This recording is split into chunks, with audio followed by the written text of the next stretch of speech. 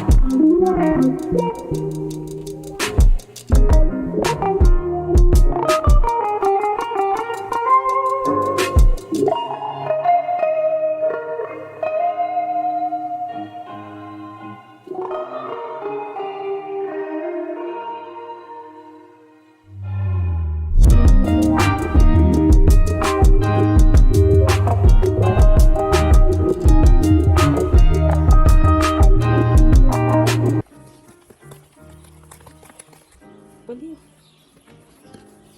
Dapat daw ganyan, guys. Yes, hindi parang sabaw. Parang J&J. So, kalahati lang yung nilagay niya. Mapapanis. Pag nagbubbles daw. It's not effective na. Ayan. Learn from the expert. Chores. Tapos ng ilong. Ano? Visit ka. Masakit ko, di masakit saan? Wala, nag-wait na yung ilalim. Oo. Bilis-bilis. Ayun ako, kalapit na niya matapos yung buong mga dulo. Buong silo. Ako na akong manok. Ako nga eh. Malapati na eh.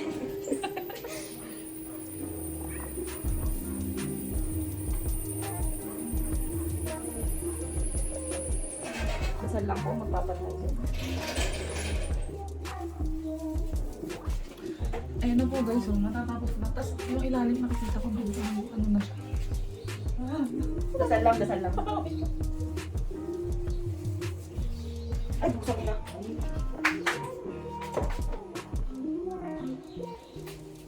Bawas eh, ano na kami, keratin for pag-keratin.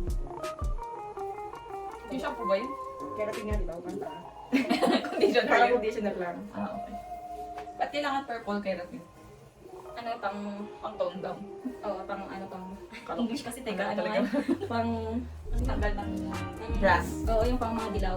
Tapos pagka orangey, ano, Blue. toner. Kala ko talaga ano dito siya.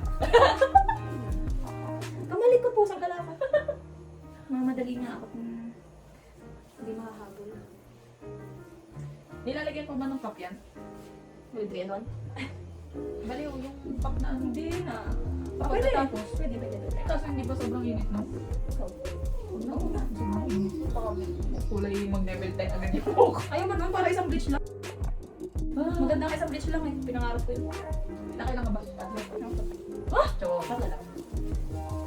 Tatlo.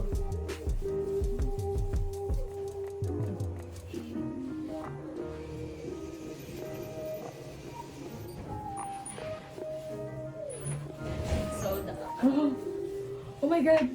Lanta yung Wow. ano. Lanta yung hindi ano. Tapos, bilisan mo! Ayan na. Ano bilisan ko? Paano ko bibilisan, girl? Ikaw yung naglalagay. Sanay na rin lang. Yan. Ilalim naman.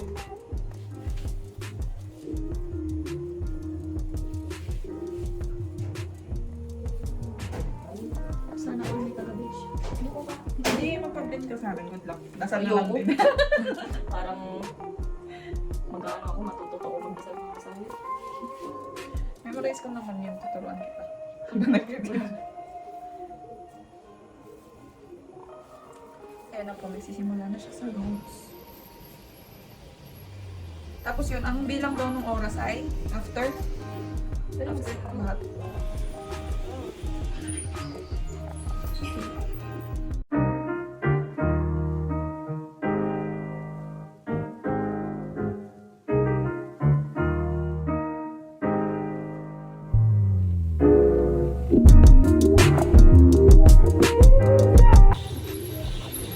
Ayan na po yung kinalabasan ng unang beach namin. Mas white yung ano, likuran kasi yun ang ano. Mas white yung dito. Daw. Hindi ko nakikita eh. Pero isa pa yan. Pero brown yung kilay. Black yung kilay. Ayun. So, good luck sa kulot natin. So, balik sa ang kulot. Parang nag-straight yung buko. Parang pala makakapagpa-straight ng buko. Nagpa-reban-reban pa ako. Nice. Ayan o. Ayan.